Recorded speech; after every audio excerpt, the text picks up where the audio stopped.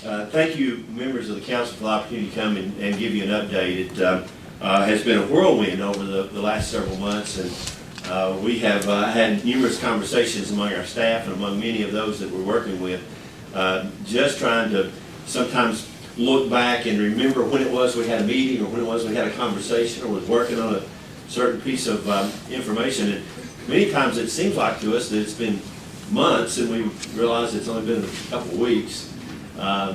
Because of how quickly that we're moving. But thank you so much for the work that you did last year in helping us put together the Georgia Prison Reentry Initiative, the framework that we've been working on for the last several months. And I want to do just a very brief review, and I'll make the review brief because this is something that most of you are familiar with and aware of, and here we go.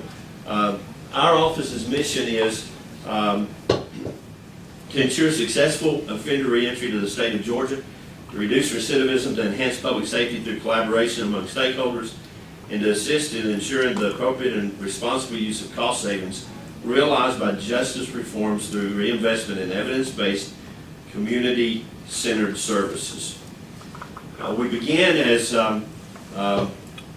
We began with a collaborative effort to put together our framework and continue to work in a collaborative effort with the Governor's Office, our office, OPB, the Governor's Office of Workforce Development, Corrections, Pardon and Parole, Juvenile Justice, Behavioral Health and Developmental Disabilities, Community Affairs, Human Services, Public Health, Department of Labor, Technical College System of Georgia, the Criminal Justice Coordinating Council, a number of us that have been working together over these last number of months. The reason I wanted to talk about this just for a minute is just to highlight the incredible level of cooperation that we're seeing among the departments and agencies over these last several months. I've had an opportunity over the last few years to interact with people from other states at conferences where we're talking about criminal justice reforms, and had an opportunity to see what other states are doing. And one of the things that stands out over and over again is I don't know that there's any other state that has the high level of cooperation that we've been able to experience over these last several months working on this Prison Reentry Initiative. And I can't say enough about each of these departments. And while what I'm getting ready to say is not meant in any way to diminish the cooperation of any department or agency that we've been involved with.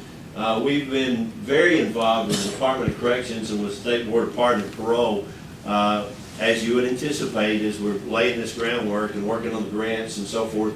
They're the two departments that we've interacted with the most, and Commissioner Owens and his team and Director Neal and the team at Pardon and Parole have been unbelievably cooperative, and the quality of work that they bring to the table is second to none. And the efforts that we're involved in and the gains that we've made over these last several months is very much dependent on the work of the Department of Corrections and Pardon and Parole as we continue to move forward. So I wanted to take just a brief moment and specifically thank them for their efforts. The vision of the Georgia Prison Reentry Initiative is that every returning citizen released from prison will have the tools and support needed to succeed in the community. The mission of the Prison Reentry Initiative is to improve public safety by reducing crime through implementation of a seamless plan of services and supervision developed with each returning citizen, delivered through state and local collaboration from the time of their entry to prison through their successful transition, reintegration, and aftercare in the community. And of course, the goals are to promote public safety by reducing the threat of harm to persons, families, and their property by citizens returning to communities from prison, and increase success rates of returned citizens who transition from prison by fostering effective, evidence-based risk and need management and treatment, returning citizen accountability, and safe family, community, and victim participation. As we've been moving forward over these last several months, and it's actually been only about 4 months since the council presented their report with the Prison Reentry Initiative. So it's not been a very significant amount of time that we've been working with this, but as we've been moving forward, we've been able to move with a great deal of confidence, and we're moving very rapidly when you consider the lift that we're involved in. And one of the reasons it's as easy as it is for us to move forward with confidence is we know that we have behind us with our efforts such an incredible amount of evidence base and decades worth of research to know that the efforts that we're taking, the decisions that we're making, the things that we're putting in place are not just a roll of the dice. None of this is somebody's opinion. None of this is somebody hoping that this is going to work, but instead we're utilizing the 2003 Reentry Policy Council report and those policy statements and recommendations that are part of that 800-page or so report that is widely accepted by everybody as the best practices in order to reduce recidivism. So we have a great deal of confidence as we're moving forward, knowing that we have that kind of research behind us. We're also, wow.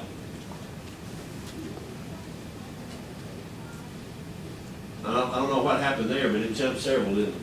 We're also looking at the transition prisoners to community model, which is another widely accepted model. So the basis for our effort is that evidence-based, widely accepted, research-driven model and report. We've been working, as you know, with Mr. Dennis Schranz from the Center for Justice Innovation. Mr. Schranz took in Michigan that policy report in the TPC model and put it into an expanded roadmap for implementation that allowed Michigan to have 36% reduction in recidivism, far exceeding what any other state has done over the last 10 or 12 years in their efforts. The priorities for Georgia this year are the risk needs assessment, the transition accountability planning, and housing and employment. Those priorities are shown in red. So this is that framework, that preliminary framework that the council brought to us, and we appreciate so much the work of Mr. Schranz and the Center for Justice Innovation and his partners, as well as the council in bringing this preliminary report to us.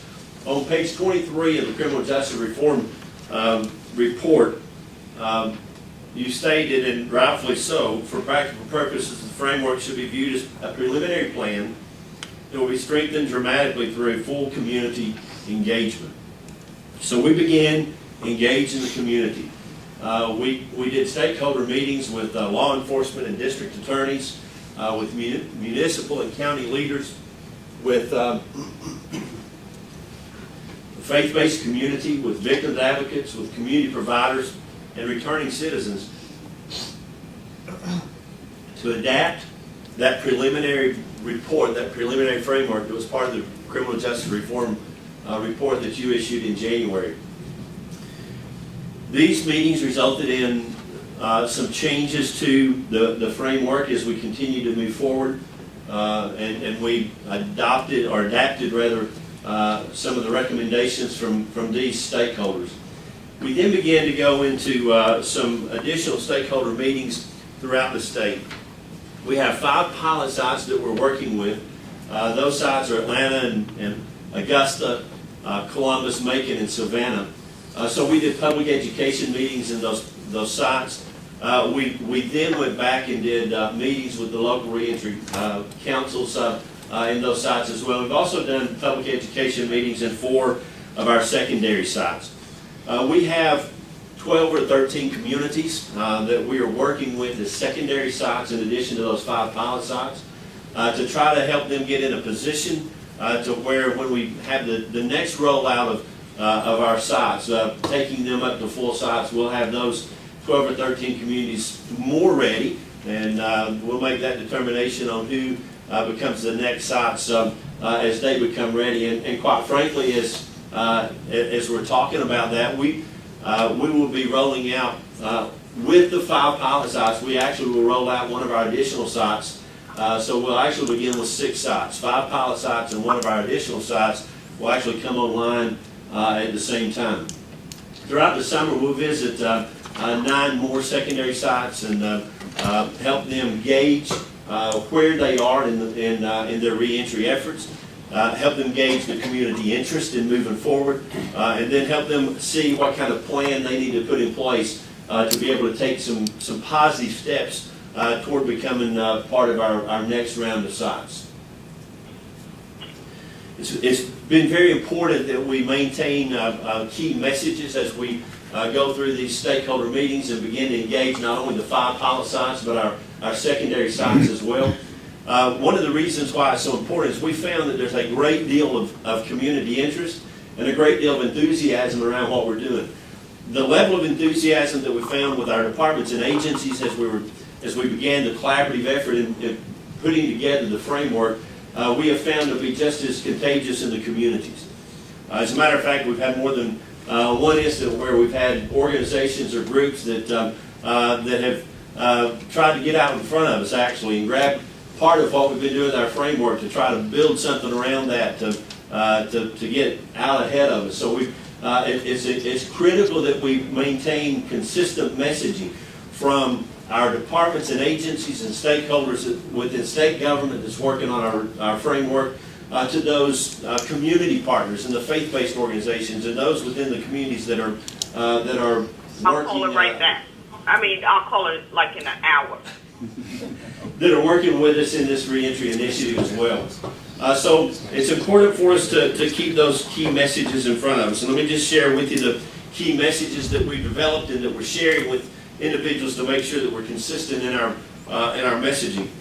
The Georgia Prisoner Reentry Initiative creates safer neighborhoods and better citizens by implementing a seamless plan of services and supervision developed with each returning citizen, delivered through state and local collaboration from the time of their entry to prison through their transition, reintegration, and aftercare in the community. And obviously, you see that from the time of the next generation assessment that's coming online this month. Is it online yet, or is it? It is online. It's in the process of coming online.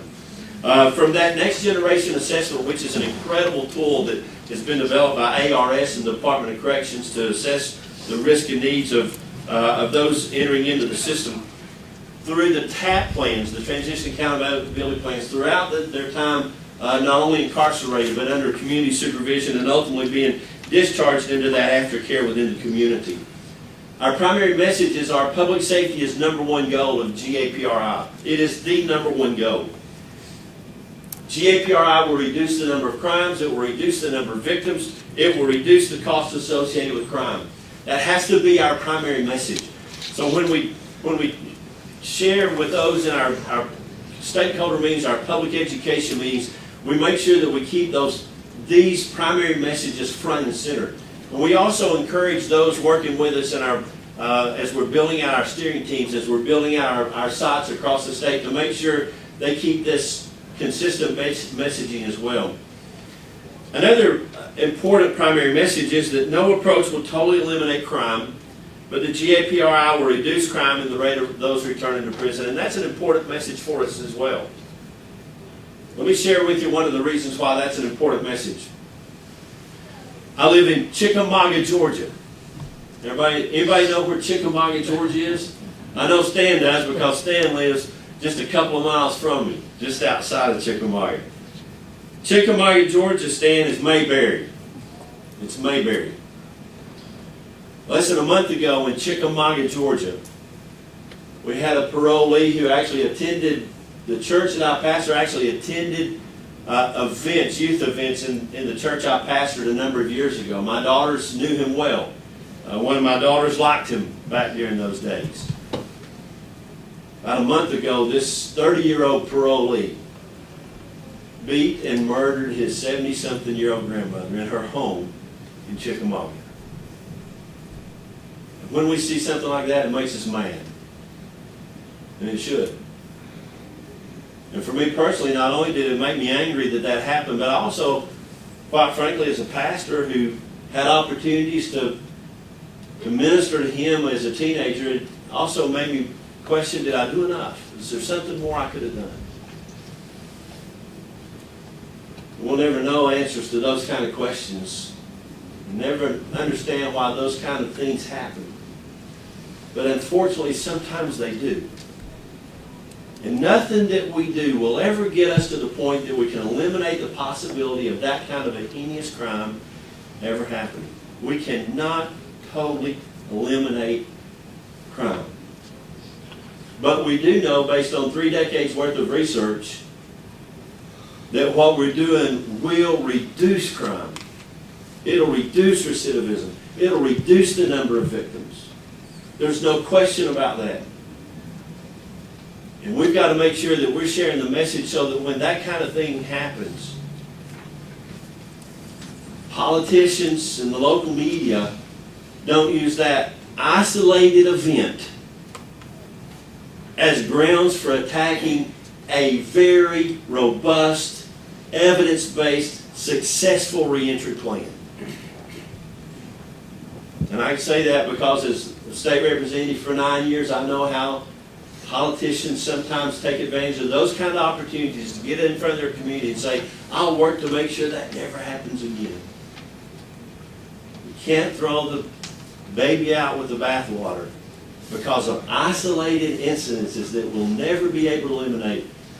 But I can assure you, based on the evidence-based practices and the 3 decades of research, what we're doing will definitely reduce recidivism. It will reduce the number of crimes and it will reduce the number of victims. Secondary message is if you care about safer neighborhoods, you care about the successful reentry of your community's returning citizens. Research proves that successful reentry incorporates the support of family and human service agencies while focusing on post-release structure, supervision, and accountability. Those are important secondary messages. And then also, the GAPRI focuses on prisoners who are already eligible for release based on Georgia law. There's nothing about the GAPRI that is an early release program. We cannot determine an individual's release from prison. It's important for us to get those secondary messages out there. So as we're talking about GAPRI, whether it's on a state level, whether it's from the criminal justice reform level, whether it's from that local council level or the community service providers or faith-based organizations, or even the local media, we need to do everything that we can to make sure that we share a unified message about what the Georgia prison reentry is and does and what it's about and also what it doesn't do. Important messages. Now let's look a little bit at what we have with our Georgia Prison Reentry Initiative. It's a state level structure, which by the way, Thomas, I meant to talk to you about this. When this state level structure has obviously changed as we went through the process, and I don't know if the council needs to approve periodically the changes that we make to our state level structure and our local structure as we go forward. But this is where we are with our state level structure. The Council on Criminal Justice Reform, of course, is the author of our reentry framework, and you see them at the top. And then our office, along with the statewide advisory committee, which is the reentry subcommittee of this council and has been added to and will continue to be added to somewhat in the Faith and Justice Focus Group. The implementation steering team, when we put together the leaders from our departments and agencies that began to put the framework in place that you approved in December and reported on in January, that implementation steering team is those department and agency leaders from around the state of Georgia. Under that, we have a transition accountability planning committee, an employment committee, a housing committee that have been meeting. The TAP committee, over the last month or so, has been working almost entirely on a grant that we're in the process of trying to get through the planning and implementation guide. We have a planning grant, and we're working toward hopefully successfully achieving or securing the $3 million implementation grant. Some of the exercises in that grant completely revolved around the assessment and the TAP plan, and that committee has been working tirelessly in developing exercise 3 and now exercise 4 of that grant. The housing committee and employment committee have been meeting as well. The housing committee meets tomorrow. The employment committee has another meeting lined up Thursday. They're continuing to look at the barriers to housing and employment and continuing to work through those barriers. And this is the beginning of a lengthy process and identifying barriers and what can be dealt with through regulation or through executive, or what has to go through the legislative branch, and they're continuing to work on that. The Grant Development and Planning Committee is a committee that we put in place because all of a sudden we went from having one grant to having 5 grants that are all a part of this one strategy, one plan of the Georgia Prison Reentry Initiative. So that committee's been very active in working through these grant process. The Data Information Evaluation and Performance Committee is a committee that has not met. It's a committee that we're in the process of putting together. This is a committee that will be decision makers that have to handle some of the things that come through, especially with what we're doing with Exercise 4, for example, in the statewide recidivism reduction grant. Is going to require some decisions being made by corrections and parole. So Mr. Dozier and Mr. Neal, I haven't talked to you all about this yet, but you can expect me to be asking you to serve on that committee with a number of other decision makers that'll be necessary as we move forward. So this is the state level structure that as we have today, and operating under as we're continuing to move through the process. The grant development of the Georgia Prison Reentry Initiative, these are the 5 grants, and we're going to talk about those more in a little bit, so I'm not going to talk about the grants at all other than to identify them. We have information sharing solutions grant that we're working on. The Justice Reinvestment grant, maximizing state reforms. There's a Second Chance Act local reentry demonstration grant. There's the statewide recidivism reduction grant and the smart supervision grant. We're working on all of those grants, and all of those grants are part of that GAPR, one strategy, one plan approach that we've developed. The local reentry, I forgot I had these coming in this way. I apologize, I want to just get them all in here. The local structure for our local councils, and these are where we are right now with our 5 pilot sites. The advisory council is the key stakeholders. It might be if there's an existing task force within the local community or other organizations that are working with the reentry, make up that advisory council. The steering teams, we presently have in all 5 of our pilot sites the 4 co-chairs. That's the superintendent of the local transition center, the chief parole officer, the chief probation officer, and a community partner. And the community partner is the presiding co-chair. We have all 4 of the co-chairs in place in our 5 pilot sites. We are in the process now, they are in the process now of identifying their steering team.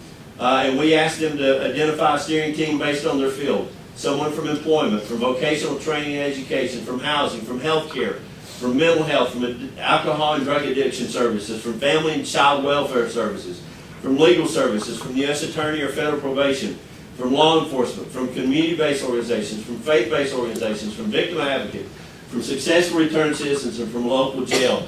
Those are the fields that we want to make sure there's somebody from each of those fields that can represent the field and not their organization, but represent the interests of the field, a part of those steering teams. And they're in the process now of putting those steering teams in place. I believe all 5 of the sites now have the majority of their steering team members identified. They're still working on that. The community coordinator, which is a full-time position, we are in the process now of doing our final interviews for our 5 community coordinator hires. We'll start after lunch today with those final interviews, and we should have hiring decisions made by the end of the week.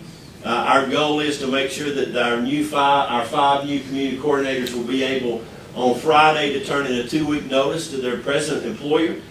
So their first day on the job will be June the 2nd. We have training in place or lined up now for that first and second week of June, where our community coordinators will receive intensive training. And also our co-chairs and our steering teams will all be, everybody will be gathered at the South Campus, the TIF campus of the Department of Corrections on June the 12th. And at through that day, all of those steering team and co-chairs will be trained in community assessment and comprehensive reentry plan and prison inmates. That comprehensive reentry plan is a critical component as they move forward, because each community, based on their assessment, will have a plan that addresses specifically the needs in their community and that pipeline of returning citizens coming back to their community. The housing coordinator, we're in the process now of working up our job posting on that. It was our intention to have our housing coordinators on staff by July 1st, and quite frankly, we could not find hours in the day to line up interviews with those housing coordinators and still meet the deadlines that we're working on heading into that June, to the grants being completed in the June training. So we'll be starting interviews for those housing coordinators probably late June or early July is when we'll begin the interviews for the housing coordinators. Those jobs have not been posted yet, and we'll post them according to the opportunity that we have to begin interviews late June or early July. This local structure of 2 has been adjusted as we went through this process. So I don't know if you need to take action on that or not, but we feel pretty good now about where we are with our local structure. So that's where we are with our Georgia Prisoner Reentry Initiative. As quickly as I could go through it,